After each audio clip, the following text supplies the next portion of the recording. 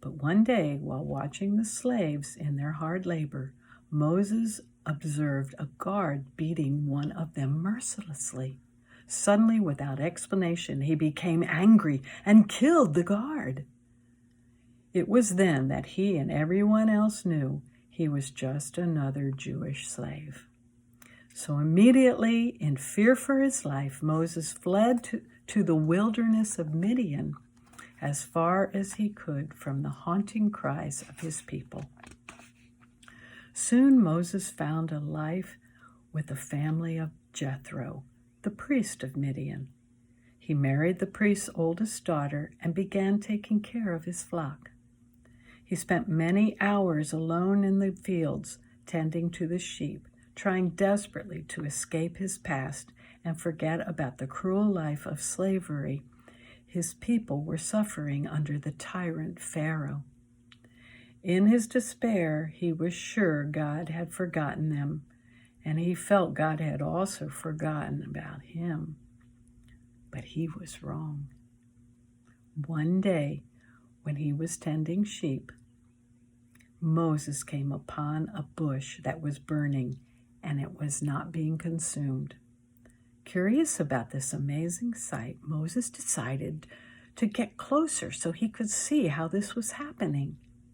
Suddenly, the Holy One of God appeared in the middle of the fire and began to speak to him. "Moses," the voice called out, "do not come closer. Remove your sandals from your feet, for this place on which you stand is holy ground. I am the God of your father, the God of Abraham, Isaac, and Jacob."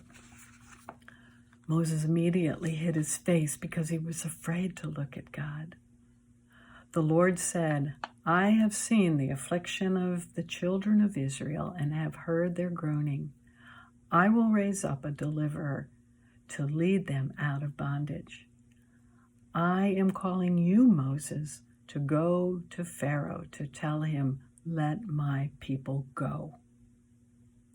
Moses immediately knew it was God who was speaking to him. He was stunned, yet filled with amazement. The Lord had not forgotten him after all and his people, and he even knew his name. But Moses was reluctant to obey what the Lord was telling him to do. After all, he was not a good speaker. He was slow of speech. But the Lord told him not to worry about that. His brother Aaron would go with him as a spokesman. Moses then agreed to go back to Egypt and confront Pharaoh. It was then that God warned Moses that he would encounter much resistance from Pharaoh. Back at the palace, Pharaoh mocked Moses and his faith. "I do not care who you think is speaking to you in that head of yours. I will not let my Jewish slaves go."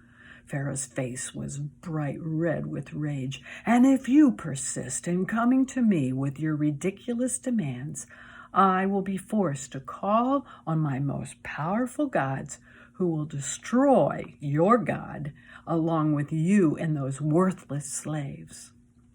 Moses stepped forward in anger. "Your God has no power over the one true God, and I will prove it. You will be visited by 10 plagues until you agree to let God's people go." Pharaoh threw his head back and roared in laughter. "Oh, you don't scare me, Moses, and neither does your weak, impotent God. I will see my gods prevail." Moses turned and headed for the door. "You will see your gods all right, as plagues." Moses returned many times to the palace, demanding Pharaoh set the Jewish people free. Each time Pharaoh refused to let the Israelites go, a plague would hit Egypt. First it was blood in the water, then frogs showed up everywhere, then lice covered everyone, Then flies were swarming in thick clouds everywhere, followed by disease hitting their cattle, boils all over everyone's bodies, hail, swarms of locusts, and then darkness with no sunlight at all. With every plague, no matter how bad it was for the people, Pharaoh continued to refuse to let Moses leave Egypt with the Jewish slaves. God had given Pharaoh all those chances to change his mind, but he still refused. Finally, there was one plague left. It was the death of all the firstborn in the land. Back at Moses' house, his family was hiding from all the plagues as they hit the Egyptians. Suddenly, Aaron burst through the front door and frantically looked over at Miriam. "Pharaoh has refused to let us go free this time. The final plague, the death of the firstborn, will be released now. Moses has instructed us that we must sacrifice a perfect lamb and place its blood on the doorposts of our houses. As the angel of death sees it, he will pass over. Miriam, you must allow me to have your lamb. We need to put its blood on our doorposts." Miriam gasped and clutched her pet lamb. "No, not my lamb. Find another. He's my only lamb. He was a gift to me." Mother walked over and put her arm around her daughter's shoulders. "Miriam," she said gently, "try to understand. Your lamb was a gift from God to us for just this time. God provided him so that we can be saved from the last plague. Yes, he's your lamb, but he really belongs to God. I know it's a sacrifice, but he must die to save us from death. He is the perfect lamb." Miriam lovingly held on to her lamb. "I don't want to give up my lamb, but you're right. All that we have has come from God. But I believe that one day God himself will provide his own perfect lamb so that no other sacrifice will ever be needed." Mother hugged her daughter. "I'm proud of you, dear Miriam, and yes, I believe one day God will provide his own lamb as a final sacrifice. We will all pray for that day." Suddenly, there was shouting outside in the streets, and people were running around in all directions. Mother ran to the window to see what was happening. "Everyone," she cried, "come quickly. I can hear the cries of the Egyptian women now. It is happening. Aaron, go quickly and sacrifice the lamb. Please do as we have been instructed to redeem our lives from this destruction." Miriam knew this had to happen. She tenderly held the lamb out as Aaron grabbed it and ran out the back door. He quickly reappeared with a bucket and cloth and began painting the doorposts with the blood of the lamb. Then the whole family joined hands and knelt in prayer. And all night it was the same throughout the town.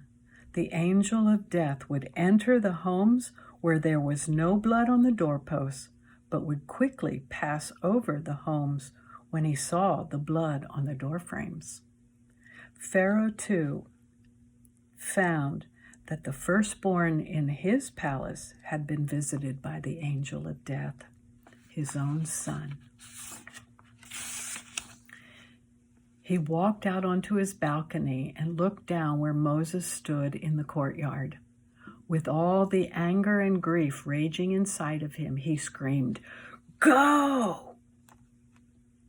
Moses quickly turned and raced back to the village. "We must prepare ourselves for flight," he yelled. "We don't have much time. We don't know when it will come, but we need to be ready to leave this place and follow at the Lord's command. Pack light, get your sandals on your feet, and I will keep my staff in my hand." Just pack the dough. We don't have time for it to rise. We need to go now before Pharaoh's heart is hardened again." Everyone quickly rushed to pick up their belongings and rushed out the door. When Moses came to the door to leave, he stopped abruptly at the sight before him. People from every direction were walking out of their homes, ready to follow him as he led them to places unknown.